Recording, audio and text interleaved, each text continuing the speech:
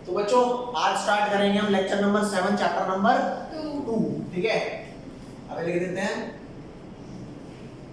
Lecture 7 chapter number 2 कौन सा है भाई? स्ट्रक्चर ऑफ एटम, ठीक है। तो अभी तक हमने क्या करा था, बोहर मॉडल की हमने ना लिमिटेशन वगैरह देख ली थी, लिमिटेशन। तो अब हम क्या पढ़ेंगे, उसके आगे पढ़ना स्टार्ट करते हैं। चैप्टर आगे है ना बड़ा इंटरेस्टिंग है। जैसे अभी तक तो आपने कहानी के टर्म्स में सुना था ना, अब मैं फैक्ट्स के हिसाब से समझाऊंगा आपको चैप्टर।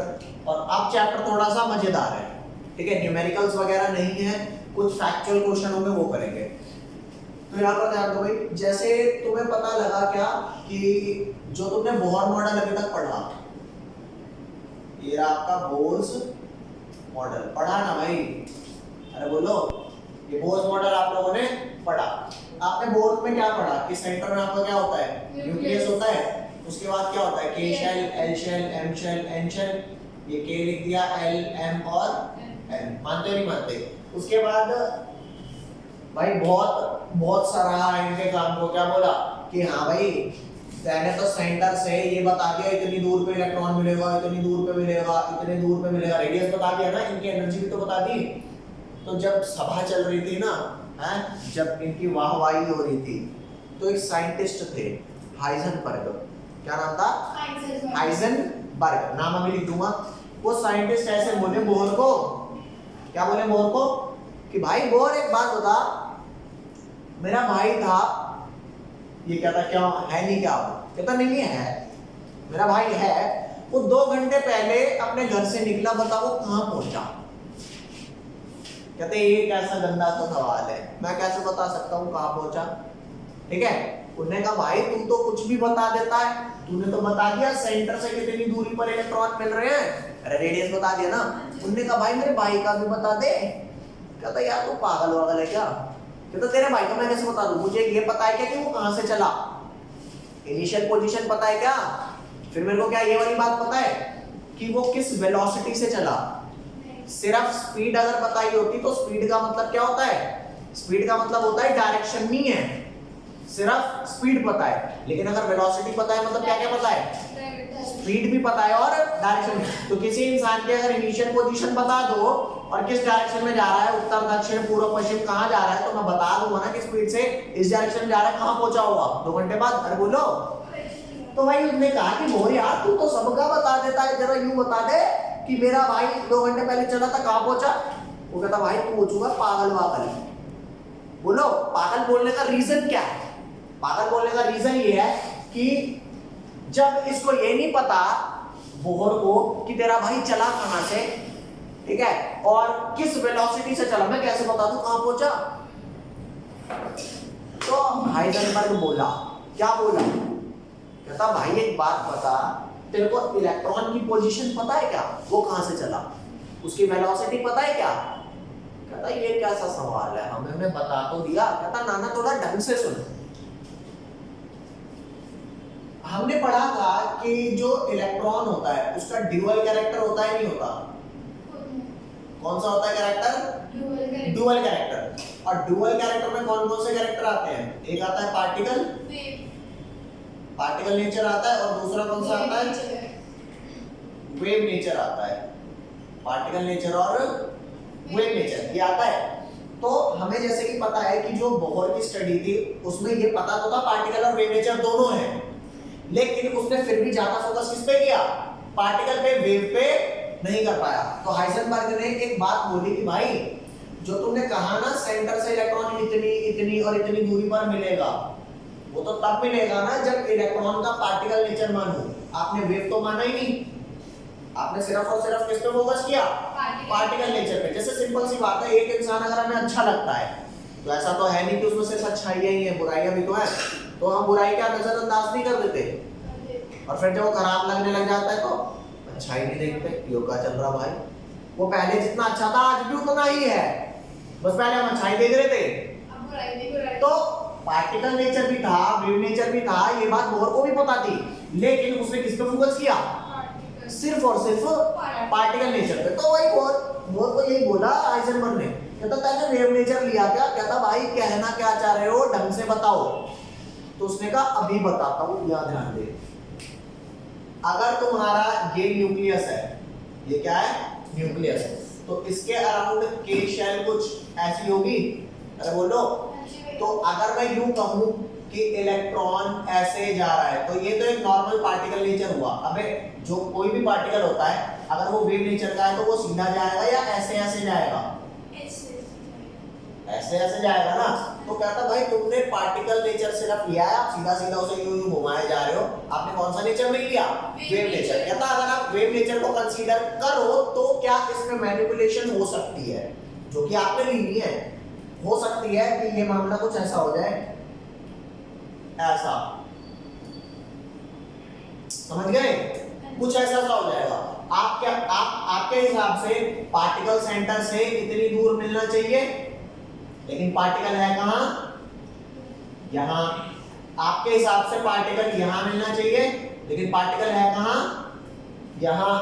आपने जितनी दूरी पर बोला पार्टिकल है, उससे थोड़ा दूर मिला, अरे बोलो। आपने जहां पर पार्टिकल बोला है उससे थोड़ा पास मिला, अरे बोलो भाई। तो बात सारी ये थी कि आपने वेव नेचर कंसीडर नहीं किया। और किसने कहा कि पार्टिकल यहां से ही स्टार्ट हुआ है, हो सकता है पार्टिकल यहां से स्टार्ट हुआ हो, अरे बोलो। अगर कोई कहे यार मेरा भाई चेन्नई से चला नॉर्थ डायरेक्शन में, तो आप साउथ में हो, नॉर्थ डायरेक्शन में ऊपर कहां चलोगे भाई, आ जाओगे जम्मू कश्मीर की साइड में, अरे बोलो भाई। अब अगर तुम फ्लाइट में आ रहे हो तो 2-3 घंटे में तुम दिल्ली के आसपास पहुंच जाओगे, और थोड़ी देर चले तो और ऊपर पहुंच जाओगे, समझे। लेकिन अगर वो चेन्नई से ही साउथ डायरेक्शन में चला तो कहां पहुंच जाएगा, ओशन की तरफ जाएगा। समझ रहे हो बात, नहीं समझ रहे? तो सिंपल सी बात है भाई, आपने कहा पार्टिकल यहां से चला, तो आप कह रहे हो यहां पे यहां पहुंचा होगा, लेकिन मान लो यहां से ना चला होता, यहां से चला होता, तो आपको नहीं पता ना इनिशियल पोजीशन क्या है। तो हाइजेनबर्ग ने एक बात बोली, हाइजेनबर्ग जब आया ना, उसने कहा कि भाई पार्टिकल है छोटा, आप देख तो पा नहीं रहे, अरे बोलो, पार्टिकल देखा तो पा नहीं रहे, आप एग्जैक्ट उसकी पोजीशन नाप नहीं सकते, एग्जैक्ट उसकी वेलोसिटी नाप नहीं सकते, तो आप कैसे कह सकते हो कि पाथ उसका यही है और वो यही मिलने वाला है। यही बात समझ, अरे बोलो। तो हाइजेनबर्ग ने एक बात बोली थी क्या, कि इट इज इम्पॉसिबल, क्या, it is impossible to define या टू प्रिडिक्ट एग्जैक्ट पोजीशन और एग्जैक्ट वेलोसिटी। अगर आप, जैसे सिंपल सी बात है, बच्चा पीसीएम पढ़ रहा होता है या पीसीएम भी पढ़ रहा होता है, अगर फिजिक्स पे ध्यान दे तो केमिस्ट्री लुट जाती है, केमिस्ट्री पे ध्यान दे तो फिजिक्स लुट जाती है, दोनों जगह ध्यान देना चालू करे बेचारे की मैथ्स भी लुट जाती है। तो समझ पा रहे हो, 11वीं क्लास के बच्चे की दिक्कत कहीं ना कहीं क्या रहती है, जो पढ़ना चालू करे मन करता है वही पढ़ता रहो, दूसरा छूट जाता है, होता ही नहीं होता ऐसा। तो वही चीज है भाई, आप जब पोजीशन पे एकदम ध्यान लगा के देखोगे तो पोजीशन तो आप थोड़ा बहुत सही पता लगा भी लोगे, वेलोसिटी नहीं पता लगा पाओगे। अरे बोलो, क्या ऐसा हो सकता है कि मैं यूं अपने हाथ को देखूं और इस पे भी फोकस रखूं और उधर भी फोकस रखूं आंखों का, यहाँ फोकस रखूंगा तो वो धुंधला दिखाई देगा, वहां फोकस रखूंगा तो एक, समझ रहे हो बात। तो इंसान दो चीजें इलेक्ट्रॉन की एक साथ बिल्कुल सही मेजर नहीं कर सकता। पहली चीज उसकी पोजीशन और दूसरी उसकी वेलोसिटी। ये बात समझ रहे हो, ये भाई सिंपल सी बात है। अगर तुम्हें कोई क्वेश्चन प्रूव करने को दिया और कहा कि भाई प्रूव करो ये क्वेश्चन, तुमसे प्रूव तो होना रहा, अगर कोई आके ये प्रूव कर दे कि गलत है, गलत प्रूव कर दिया तो तुम्हारा क्वेश्चन गलत हो गया ना, अब तुम सही करोगे तो सही हुआ है, नहीं बात समझ। तो यहाँ पे उसने ये प्रूव कर, उन्होंने के दी भाई साहब, बोहर को बड़ी वाहवाही मिली, ओ बोहर साहब आपने तो काफी कुछ बता दिया। लेकिन उसने कहा भाई एक बात बता, जब तू इलेक्ट्रॉन का वेव नेचर कंसीडर ही नहीं कर रहा और तुझे भी पता है वेव और पार्टिकल दोनों नेचर है, तो तू कैसे कह रहा है ये वाली बातें सही है? देखा तूने इलेक्ट्रॉन को? कहता भाई देखा तो नहीं, सब प्रेडिक्शन बेस्ड ही चल रहा है, प्रेडिक्शन और थोड़े बहुत। अगर कोई इंसान कहे हाथी को देख करके कि भाई हाथी ना बहुत मोटा सा है, पैर को पकड़ के ऐसे, कहता बस इतना मोटा है, मन तो पेट। अन्य लोग बता रहे हैं कहा भाई इतने मोटे, मुझे चला तो इतना मोटा, ऐसा बात तो जुड़ता ही नहीं। किसी ने पूछ पकड़ी कैसी बातें कर रहे हो यार, पतला सा तो है।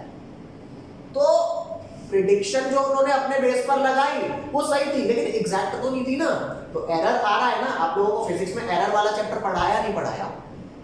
अरे नहीं पढ़ाया तो एरर का मतलब होता है कि कोई एक्सपेरिमेंट किया है फिजिक्स का, वर्नियर कैलिपर वाला, स्क्रू गॉज वाला कुछ किया है। स्क्रू गॉज से कोई बॉब ले लो, उसका रेडियस निकाला है, डायमीटर निकाला है, तो डायमीटर जितनी बार निकालो या वर्नियर कैलिपर से लेंथ जितनी बार निकालो अलग अलग नहीं आती? आती है ना। क्यों सेम चीज लेंथ अलग अलग क्यों आ रही है? क्योंकि हर बार थोड़ा बहुत एरर आएगा। नहीं आई बात समझ? तो बोलो। तो सिंपल सी बात मैंने आपको क्या समझाने की कोशिश करी। हाँ भाई, तो वर्नियर कैलिपर से आप जो लेंथ नापते हो वो लेंथ हर बार सेम नहीं आती, थोड़ा बहुत पता नहीं तो अपने आप ही फर्क आ जाता है, सेम तो नहीं आता ना, तो एरर तो रहेगा। तो मैं अब आप लोगों को क्या समझाने की कोशिश कर रहा हूँ कि हाइजेनबर्ग ने एक स्टेटमेंट ये दी। अच्छा, आप एक चीज ध्यान देना, मान लो अगर आप ये y डायरेक्शन है और ये x डायरेक्शन है, आप x डायरेक्शन में ऐसे भागते हुए जा रहे हो, तो जब आप ब्रेक मारोगे तो x में ही घिसटते हुए जाओगे या y में जाओगे? x में ही जाओगे, क्योंकि अगर आप x में मूव कर रहे हो तो आपका मोमेंटम जो है ना, अरे वेलोसिटी, उसकी भी तो डायरेक्शन x वाली है। तो याद रखना, x से मैं बताता हूँ पोजीशन को, x से क्या बताता हूँ? पोजीशन को, और px से बताता हूँ मोमेंटम इन x डायरेक्शन। ये हो गया पोजीशन इन x डायरेक्शन, अरे बोलो। और ये क्या हो गया? मोमेंटम इन x डायरेक्शन। इन x डायरेक्शन। यहाँ तक कोई लोचा? नहीं। बोलो बे। नहीं पक्का? तो अब ध्यान देना, अगर तुम्हारा पोजीशन इन x डायरेक्शन है तो हाइजेनबर्ग अनसर्टेनिटी प्रिंसिपल ये कहता है कि आप मोमेंटम एग्जैक्ट नहीं निकाल पा रहे। इस बात को मैं लिखता हूँ error in momentum, oh sorry error in position. क्या बोलूंगा इसे? पोजीशन में एरर। सेकंड, अब आप पोजीशन का एरर आ रहा है, थोड़ा बहुत एरर इसमें भी होगा, थोड़ा बहुत एरर मोमेंटम में भी होगा इन x डायरेक्शन। और ये जो एरर होगा ना, इसका मल्टीप्लिकेशन कभी जीरो नहीं हो सकता। क्यों जीरो नहीं हो सकता? क्योंकि आप भाई जीरो तब होगा ना, या तो ये जीरो हो या तो ये जीरो हो। अबे 0 × 4000 कर दो, क्या आएगा? जीरो। कोई दो नॉन जीरो नंबर हो, उनको मल्टीप्लाई करके क्या जीरो आएगा? नॉन जीरो नंबर मतलब 10 और 30 मल्टीप्लाई करोगे जीरो आएगा? नहीं ना। तो अगर ये जीरो है या ये जीरो है, एरर कब जीरो होगा? जब आप एग्जैक्ट नापोगे, और एग्जैक्ट हम नाप नहीं सकते। तो इनका मल्टीप्लिकेशन जो एरर का आएगा वो कम से कम बराबर होगा h/4π के। पाई भाई साहब कहीं भी घुस जाता है, तो h क्या है? Planck constant. पाई है, 4 है, तो कम से कम इतना एरर आएगा। हो सकता है कि इससे एरर ज्यादा भी आ जाए, इन दोनों का मल्टीप्लिकेशन ना इससे ज्यादा भी आ जाए। तो उसने सिंपल ये कहा था हाइजेनबर्ग का, यहाँ पर मैं क्या लिख देता हूँ, यहाँ लिख देता हूँ हाइजेनबर्ग अनसर्टेनिटी प्रिंसिपल। इस प्रिंसिपल को लिखते हैं भाई, क्या है ये प्रिंसिपल? तो भाई यहाँ ध्यान देना, ये क्या स्टेट कर रहा है? कह रहा है इट इज इम्पॉसिबल। कहते हैं ना नथिंग इज इम्पॉसिबल। फिलहाल के लिए तो इट इज इम्पॉसिबल, फ्यूचर में शायद आई एम पॉसिबल हो जाए, लेकिन अभी तो इम्पॉसिबल है। It is impossible to determine simultaneously का क्या मतलब होता है? एक साथ। मतलब क्या मतलब है इसका? एक साथ।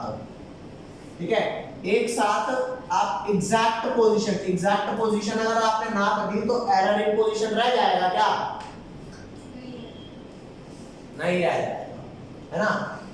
ना तो आप एग्जैक्ट पोजीशन एक साथ नाप सकते हैं, ना एग्जैक्ट मोमेंटम, क्योंकि अगर आपने एक साथ एग्जैक्ट नाप दिया तो अनसर्टेनिटी तो रह ही नहीं जाएगी, तो ये बात तो गलत हो जाएगी। अरे बोलो, जैसे मान लो तुम्हारे माँ बाप कह रहे तू भैंस की कुछ आईएएस बन ही नहीं सकता, मैं श्योर है, शायद तुझे भी ये बात श्योर हो, लेकिन पता चले तेरा भी दिल टूटा, अब तू इंतकाम लेने के लिए ही सही, लेकिन तू आईएएस बना, वरना तो अच्छा खासा खुश था ना नौकरी में, छोटी सी नौकरी में, समझ गए। मुझे भी पता था मैं नहीं बनूंगा आईएएस, बापू को भी पता था नहीं बनने का, लड़के ने ले ली जॉब, ले ली। देखिए ना पिक्चर, आदि में जरूर आना, समझे बात। उसे भी पता था नहीं बनूंगा, लेकिन भाई अब तो क्यों बता रहा भाई? वो चीज रतीश का दिल में नहीं शादी करने वाली थी उसको। अरे नहीं ये इम्पॉसिबल का मतलब हो सकता है फ्यूचर में पॉसिबल हो जाए, लेकिन फिलहाल नहीं है। तो इसका मैथमेटिकल एक्सप्रेशन अगर लिखा जाए तो delta x into delta P X greater than equal to h upon में 4 पाई होता है। Is that clear? अब इसी चीज को थोड़ा सा मैं चेंज कर रहा हूं, change in position. Delta x क्या है यहाँ पर? डेल्टा x है एरर इन पोजीशन, ठीक है रे? और डेल्टा px क्या है? डेल्टा px है एरर इन मोमेंटम। अब तुम्हारे को बताता हूं कि या तो साइमल्टेनियसली एग्जैक्ट पोजीशन या एग्जैक्ट मोमेंटम ऑफ इलेक्ट्रॉन नहीं नापा जा सकता। ये लेफ्ट वाला पार्ट मिटा दो भाई, अगर हो गया तो बोलो क्या ध्यान दो।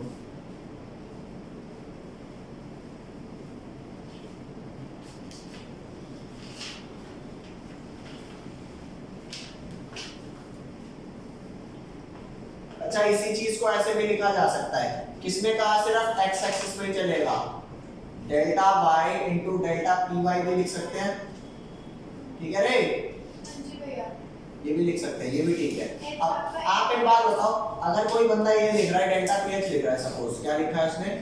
डेल्टा पी एक्स लिखा है, तो तुम्हें पता है मोमेंटम इन एक्स डायरेक्शन क्या होगा? Mass into velocity into x direction. अगर पता है तुम्हें मोमेंटम क्या होता है? नहीं पता है मोमेंटम क्या होता है? Momentum is defined as product of mass and velocity. तो अगर वेलोसिटी एक्स डायरेक्शन की होगी तो ही तो मोमेंटम एक्स डायरेक्शन का होगा। तो दोनों साइड डेल्टा अप्लाई कर देता हूं, यहां भी डेल्टा लग जाएगा और यहां भी क्या लग जाएगा? लग जाएगा डेल्टा। तो चेक करना, ये बन गया डेल्टा px। डेल्टा का मतलब होता है एरर। क्या मास में कभी एरर आ सकता है क्या? अबे मास तो फिक्स पता है ना, तो मास को बाहर निकालने से लिखते डेल्टा vx। तो जो आपने ये लिखा है, ठीक है, इसको x लिख लो, फॉर द टाइमिंग क्या लिख लो इसको? x। तो delta x as it is रहने दो, डेल्टा px की जगह क्या डाल दो? मास इनटू वेलोसिटी, ठीक है? तो ये आपका होगा डेल्टा x इनटू क्या डल जाएगा? Mass into delta vx greater than equal to h upon में 4 पाई। Is that clear? अरे बोल भाई, ये तेरा बढ़ जाएगा delta x into delta vx greater than equal to h upon में 4 पाई। यहां तक कोई लोचा हो तो बताओ। पक्का? लिख दो इसे जल्दी से, लिखो। चलो भाई, यहां तक समझ में आ गया? ये हटा देता हूं। नहीं समझ आया तो क्वेश्चन पूछ सकते हो भाई, कोई चीज ना समझ आई हो तो। ये जो इसने कहा, इससे मेरे को पता क्या लगा? इससे मेरे को ये पता लगा कि जो आपने K11 शेल दी ना, ये बता दिया सेंटर से इतनी दूरी पे K है, इतनी दूरी पे L है और उन्हीं में इलेक्ट्रॉन घूम रहा है। जब तुम पोजीशन नाप ही नहीं पा रहे तो तुम कैसे बता सकते हो कि तुम्हें ये तो पता नहीं कि सेंटर से कितनी दूरी पर मिल रहा है। आपने कहा इतनी दूरी पर मिलेगा, लेकिन वो कई बार दूर, कई बार पास, दूर पास, दूर पास ऐसे मिल रहा था ना। अरे बोलो, तो आपकी जो आपने जो फिक्स पाथ दिया ना, ये फिक्स पाथ एग्जिस्ट नहीं करता। तो अगर कोई पूछे सिग्निफिकेंस क्या है, हाइजेनबर्ग ने आने पर क्या चीज हटाई? जैसे केजरीवाल के आने पर क्या चीज हटा? कुछ हटा भाई? पहले सरकारी दफ्तरों में ना लोग काम नहीं करते थे, अब थोड़ा बहुत तो ठीक हुए हैं। मानते हो नहीं मानते? हाँ, पहले से तो ठीक हुआ है, पहले से तो ठीक हुआ है। तो सिंपल सी बात है, अगर मैं आपसे ये कहूं कि उसने फिक्स पाथ बताए थे, अब हाइजेनबर्ग आया, उसने कहा भाई ये पाथ एग्जिस्ट ही नहीं करते। क्यों नहीं एग्जिस्ट करते? क्योंकि वेलोसिटी और इनिशियल पोजीशन नहीं पता। समझ गए? तुम बता सकते हो हवा में ऑक्सीजन का है? आगे भी यहाँ है। अरे बोलो, उसे देख के थोड़े बता सकते हैं। ये तो एक एक्सपेरिमेंट हो गया ना, कहीं पे सांस लो, अब किचन में तड़का लग रहा है तो वहां पे ऐसे करने पर ऐसा ही रहेगा या तो चालू हो जाएगा, तो अपन बाहर खुले में जाएंगे। तो इसके आने पर जो शेल्स थी ना K11, वो क्या हो गई? वैनिश हो गई। उन्होंने कहा भाई जब तेरे को इनिशियल पोजीशन नहीं पता, वेलोसिटी नहीं पता, तो तूने शेल कैसे डिफाइन कर दिया? तो अगर कोई पूछे सिग्निफिकेंस क्या है, significance of Heisenberg uncertainty principle, इसको क्या लिखता है? HUP। तो ये बताता है आपका इट रूल्स आउट, सिरे से खारिज कर देता है किसकी एग्जिस्टेंस, KLMN शेल की। अबे डेफिनेट पाथ ही तो था KLMN। अरे बोलो भाई। जी भैया। हाँ क्या लिखना, इट रूल्स आउट। ये 1 मार्क में पूछता है भाई कि सिग्निफिकेंस क्या है। लिखो it rules out the existence of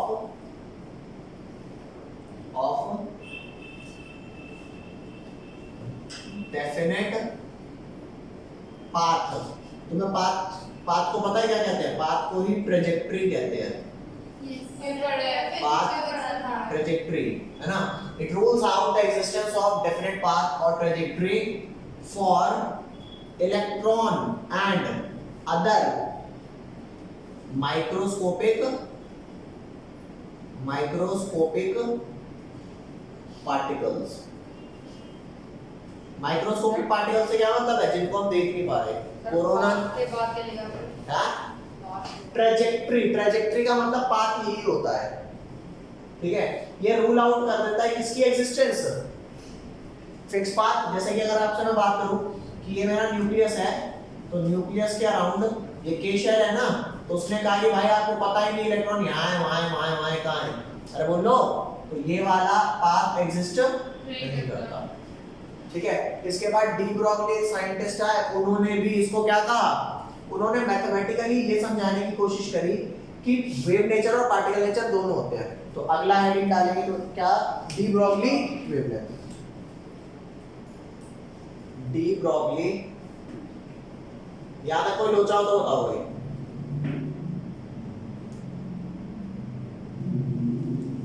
D Broglie wavelength ने क्या, डी ब्रॉगली साइंटिस्ट है, उन्होंने क्या कहा, उन्होंने सिंपल ये कहा, भाई सिंपल सी बात है, अगर कोई इंसान अच्छा ज्यादा है तो बुरा कम होगा, बुरा ज्यादा है तो अच्छा होगा। समझ मानते हो नहीं मानते बात? अच्छे बुरे दोनों होती है। अच्छे अच्छाई बुराई दोनों होती है, ऐसा नहीं है कि नहीं है, बुराई है ही नहीं। अरे बोलो, होती दोनों है, कुछ ज्यादा कुछ कम। अगर एक ज्यादा है तो दूसरी गारंटीड कम होगी। तो अच्छाई इनवर्सली प्रोपोर्शनल है कि नहीं है बुराई के? तो याद रखना, किसी भी पार्टिकल, दुनिया में कोई भी चीज हो, उसका पार्टिकल नेचर वेव नेचर दोनों होता है, ठीक है। तो यहां पर ध्यान दो, पार्टिकल नेचर जो होता है ना, वो इनवर्सली प्रोपोर्शनल होता है कौन से नेचर के? वेव नेचर के। समझे या नहीं समझे? अब तुम्हारे को एक बात बताता हूँ, वेव नेचर से आता है क्या? वेव नेचर से आता है वेवलेंथ। किसी भी चीज का अगर वेव नेचर है तो कुछ वेवलेंथ तो होगी। और पार्टिकल नेचर से क्या आता है? मास। पार्टिकल नेचर से क्या आता है? मास।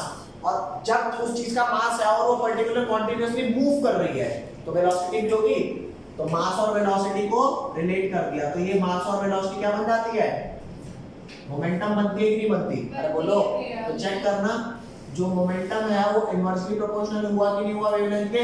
और जब ये प्रोपोर्शनल का साइन हटाएंगे कांस्टेंट आएगा, तो प्रोपोर्शनल का साइन हटाया क्या आया?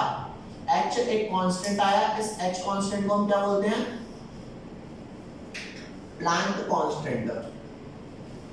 Planck constant. ओके।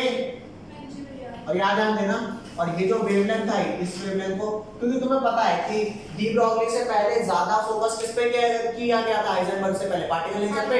यहाँ पे किस पे फोकस कर रहा है? अब वेव नेचर पे भी हम करना चालू करेंगे। तो इसको नाम उन्होंने दिया de Broglie wavelength. De Broglie wavelength, de Broglie scientist का नाम था। तो फार्मूला हो गया lambda is equal to h upon में मास इनटू वेलोसिटी। ये आपका वर्किंग फार्मूला है, वर्किंग लिख लो से फार्मूला। कोई लोचा यहां तक? लिखो फटाक से। चलो भाई, ये वाला लिख लिया, यहां तक कोई लोचा हो तो बताओ। नहीं आया। ठीक है। अब नेक्स्ट आता है हमारा क्या क्वेश्चन है, छोटा सा, बहुत छोटा सा क्वेश्चन है।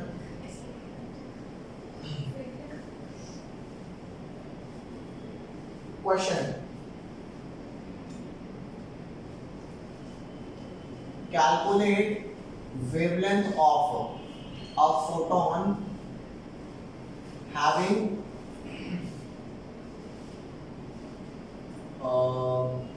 वेवलेंथ पूछ रहा है, मास पूछ रहा है? मास पूछ रहा है m, mass of a photon having wavelength is equal to 3.4 angstrom. तो ये क्वेश्चन आता है कितने में, या तो 1 मार्क में पूछ लेगा या फिर 2 मार्क में। तो भाई वेवलेंथ और मास का क्या रिलेशन है, तो वेवलेंथ मास का रिलेशन है lambda is equal to h upon में mv। अरे बोलो, मास पूछ रहा है तो मास इधर ले आओ, लैम्डा इधर ले आओ, तो mass is equal to h upon में क्या लैम्डा भी, लैम्डा कितना, h आपको पता होता है 6.626 into 10 की पावर -34। वेवलेंथ कितनी है 3.4 एंगस्ट्रॉम। एंगस्ट्रॉम क्या होता है into 10 की पावर -10। और अगर आपको वेलोसिटी दी है तो ठीक है, अगर नहीं दी हो तो आप स्पीड ऑफ लाइट एज्यूम कर लेंगे। अरे बोलो, यहाँ पर लिख लो if v is not given,